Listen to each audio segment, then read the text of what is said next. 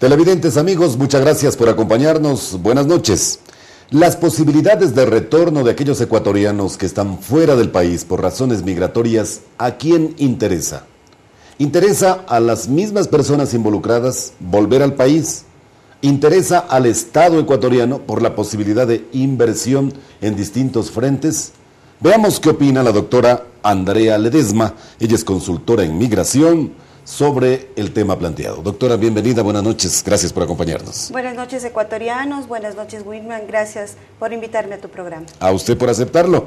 Andrea, preguntábamos, ¿este plan retorno que desde el gobierno se impulsa, interesa exactamente a los ecuatorianos?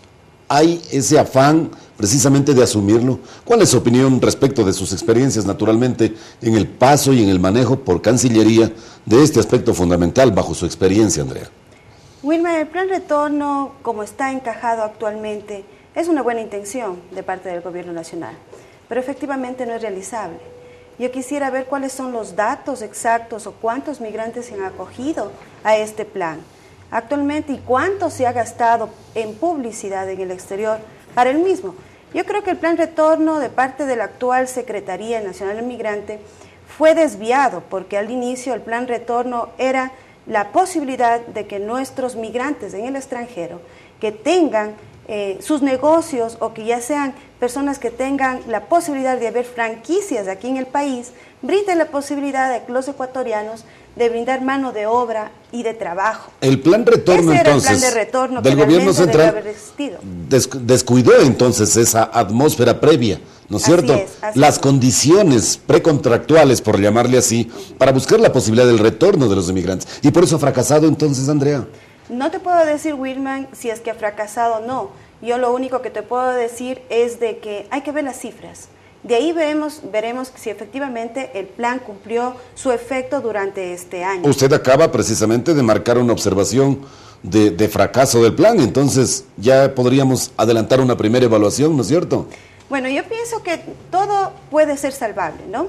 Yo pienso que se puede retomar el plan retorno en lo que realmente a sus inicios el anterior ministro lo hacía, indicando de que se debería traer gente que tenga del exterior sus empresas para que acá abran las franquicias y sean manejados por manos ecuatorianas para que dejen de emigrar. Ya, pero ese escenario no existe. El problema migratorio en sí, acá en el Ecuador, de acuerdo a mi experiencia de más de 10 años en tema migratorio, es porque no tienen fuentes de trabajo, porque no tienen fuentes para llevar el dinero, el pan a su casa. O no hay capacidad de emprendimiento. Así es.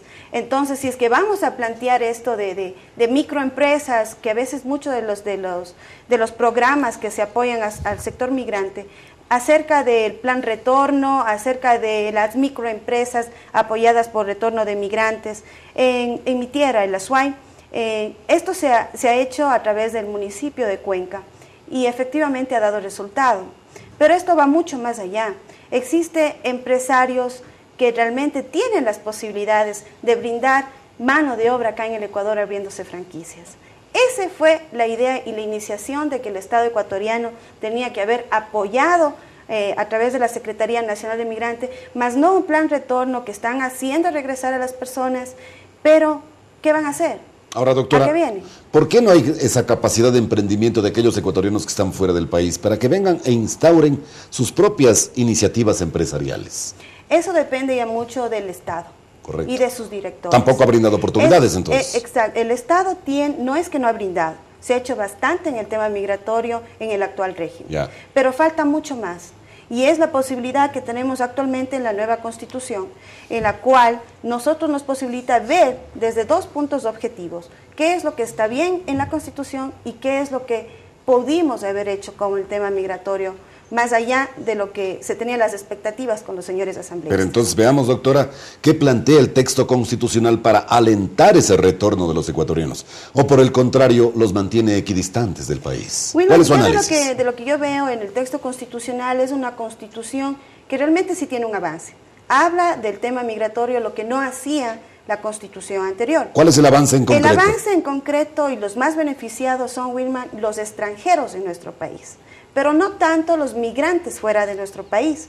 A mí lo que más me preocupa, Wilman, en lo que yo he estado desempeñándome a lo largo de mi vida profesional en tema migratorio, justamente es la duplicidad y la triplicidad de funciones que existen actualmente y lo que ha hecho un poco burocrático para que no salga adelante las cosas para los migrantes más efectivos. Como por ejemplo, tenemos el artículo 215 de la actual Constitución que va a ser aprobada en el referéndum, en el cual habla sobre la Defensoría del Pueblo. Dice, tendrá como funciones la protección y la tutela de los derechos de los habitantes del Ecuador y la defensa de los derechos de las ecuatorianas y ecuatorianos que estén fuera del país. Hay un avance fundamental entonces. Excelente, pero ¿qué es lo que pasa con el decreto presidencial que fue firmado por el señor presidente Rafael Correa? El decreto presidencial número 150. Ahí va mi preocupación. Contradice entonces esta parte. El decreto 150 dice, créese la Secretaría Nacional del Migrante, CENAMI, y la misma tendrá como objetivo la definición, ejecución de políticas migratorias encaminadas al desarrollo humano de todos sus actores, que servirá de enlace en las acciones de atención, protección y desarrollo del migrante conforme a los objetivos del Estado. ¿En dónde está la contradicción entonces? Firman. ¿Cuál es el momento que se crea este decreto presidencial?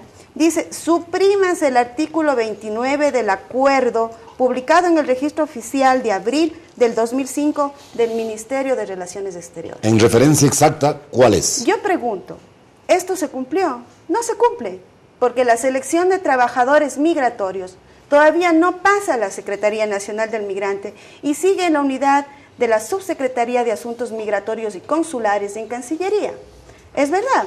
Entonces, ahora, ¿qué es lo que podemos hacer al respecto? Si es que tenemos nosotros diferentes organismos con diferentes funciones, las personas que manejamos el derecho administrativo, sabemos que existe duplicidad de funciones y en definitiva, ¿cuál es la que se va a ejecutar? Pero entonces, si es que hay una propuesta de reforma constitucional, doctora, habrá que esperar que ésta se apruebe, de ser el caso, naturalmente, el 28 de septiembre próximo, y procurar una legislación secundaria que supere todos estos conflictos jurídicos que usted evidencia, doctora. Por supuesto. Yo tengo la fe y la confianza que las nuevas leyes supletorias de caso de aprobarse la Constitución sean realmente efectivas. Lo que se debió haber hecho, por ejemplo, en el tema migratorio, y que para mi parecer falta, realmente es el caso de, por ejemplo, el artículo 219. Habla del Consejo Nacional Electoral. En el numeral 12 dice, la organizar el registro electoral permanente en coordinación con el registro civil. Excelente. El Tribunal Contencioso Electoral tendrá además las funciones que determinen las leyes las siguientes. Elaborar el registro electoral dentro y fuera del país. Pero lo mismo que pasa con la CENAMI, con la Subsecretaría de Asuntos Migratorios y Consulares, la misma subsecretaría se encarga de todo lo que es el voto en el exterior. Solo ahí ya tenemos tres que están haciendo las mismas competencias. De acuerdo. Y si no tenemos todos los órganos y las leyes especiales supletorias que tienen que venir a favor del migrante, prácticamente vamos a quedar en una posición de que siempre no se ha cumplido lo que se tiene que decir. A mí lo que me preocupa, Wilma, es una situación. Un caso concreto, no sé si tú recordarás el caso Serrano, de un compatriota ecuatoriano, el cual está sentenciado a muerte en los Estados Unidos. ¿No es cierto? Ya. Lo sacaron del territorio, violando nuestra soberanía, ¿no? En el artículo 80 de la actual Constitución dice, en ningún caso se concederá la extradición de un ecuatoriano o ecuatoriana. Su juzgamiento se sujetará a las leyes del Ecuador. Pero a decir de la propuesta también se ratifica aquello. Lo mismo dice la anterior Constitución, pero pasó. ¿Cuál es el cambio que debe haber estructural? Debe ser el nuestro, porque si yo cambio, todo cambia.